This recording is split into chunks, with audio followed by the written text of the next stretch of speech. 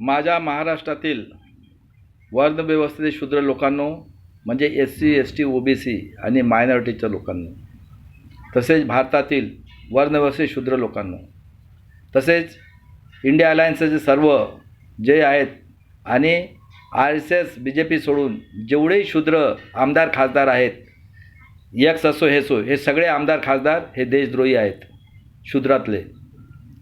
त्यानंतर जगातील जे मानवता दोघांनाच आम्ही म्हणतो, एक भगवान गौतम बुद्ध आणि विश्वरत्न डॉक्टर बाबासाहेब आंबेडकर. बघा दादांनो, प्रत्येकाचा जन्म स्त्रीच्या पोटातून झालेला आहे आणि आज 21व्या सदीमध्ये सायन्स आणि मॅथमॅटिक्सने आम्ही आपली उन्नती करत असतो. मानवता ज्याला म्हणतात की मला माझं डेव्हलपमेंट करण्याचं किंवा मला माझा विकास करण्याचं बुद्धीला नॉलेज घेण्याचा अधिकार आहे, पण माझ्या बुद्धीचा उपयोग दुसऱ्याचं वाईट कसं होईल हे करणं म्हणजे पाप आहे. पण त्याहीपेक्षा काही वाईट आहे. काही लोक आमच्या देशात आलेले आहेत, त्यांनी बलात्कार, अत्याचार आणि खून करणे हा त्यांचा धंदा आहे. मी पुढे सांगणार आहोत. त्यानंतर मनुष्य आचार विचारांनी चांगला होत असतो, मग तो काळा असो, गोरा असो, कोणी असो. पण जन्मताच आम्ही देवाच्या अवलाद, आम्ही जे म्हणू ते म्हणजे काय, पोरगं जन्माला आला तोच सांगणार, काय खायचं तोच सांगणार, किती अभ्यास केलं पर्सनॅलिटी तेच घेणार, आणि त्यानंतर मरायचं किती वाजता तोच सांगणार. तर मला सांगा, हे जे आलेले आहेत आर्य लोक, बलात्कारी, अत्याचारी, डाकू, काय केले यांनी? 10व्या पुष्पशृंग जो होता मौर्य राजा, 10वा मौर्य राजा, त्याच्या पुष्पशृंगने कपट बुद्धने मारलं. आणि आमच्या याच्यात बघा, बुद्ध धर्म होता त्यावेळेस, मानवता, तथागत, आणि हे लोक काय केले यांनी? त्यांच्या शिष्यांना मारून, एवढं आम्ही अफगाणिस्तानमध्ये होतो, शराव नदीत टाकलं. आहेत का हे? आहेत का नाही? हे कातील लोक आहेत का नाही सांगा. आणि काय 10 लोक एकीकडे 90 त्यामा मारून खाऊ. काय केलं यांनी? ब्रह्माच्या तोंडातून ब्राह्मण, क्षत्रिय, वैश्य आणि आम्ही शूद्र 7,500 जाती, आम्ही जनावरचं जीवन जगायचं, आमच्या आया बहिणीचा भोग घ्यायचं. बघा, डाकू, खुनी आणि बलात्कारी, सत्य आहे.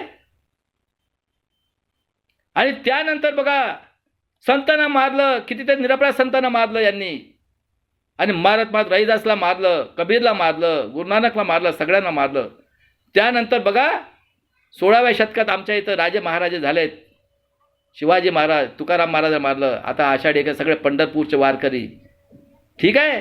आणि त्यानंतर बघा दादांनो, यांनी काय केलं? 18व्या शतकामध्ये बघा, इंग्रज आलेत. ज्योतिराव फुले, सावित्रीबाई फुले, त्यानंतर फातिमा शेख, त्यानंतर शाहू महाराज, बिरसा मुंडा आणि डॉक्टर बाबासाहेब आंबेडकर, हे जे झालेत क्रांतीवीर. त्यानंतर बाबासाहेबांना घाबरून यांनी 25मध्ये शपथ खाल्ली. 85ला चटर्जी, बॅनर्जीने आणि आगरकर काँग्रेसची स्थापना केली. आणि 25मध्ये गोडवलकर.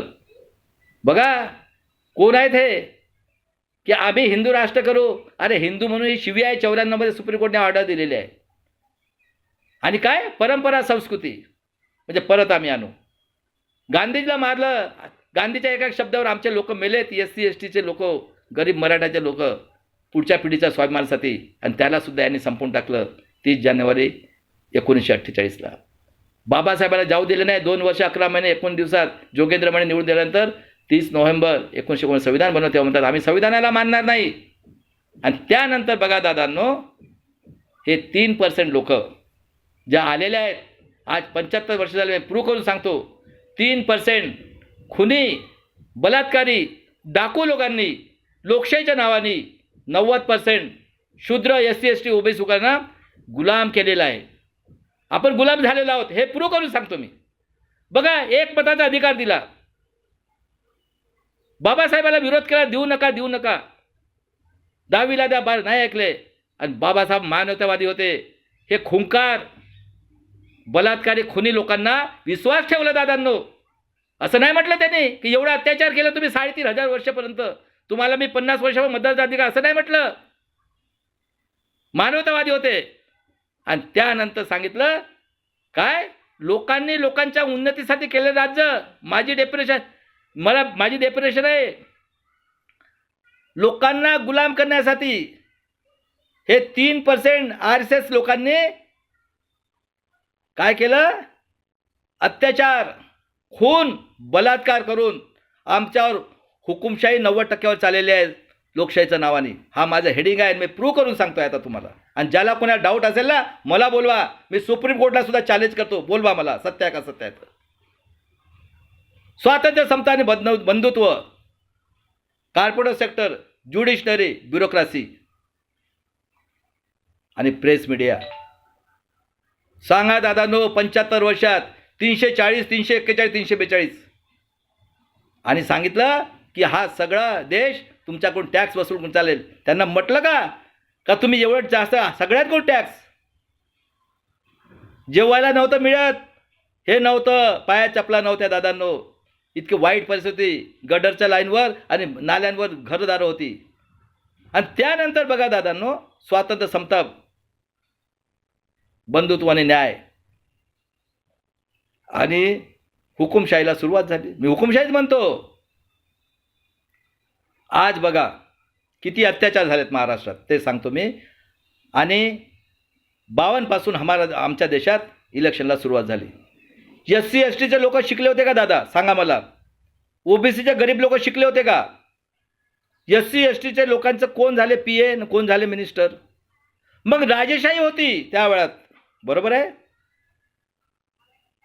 घराणेशाही.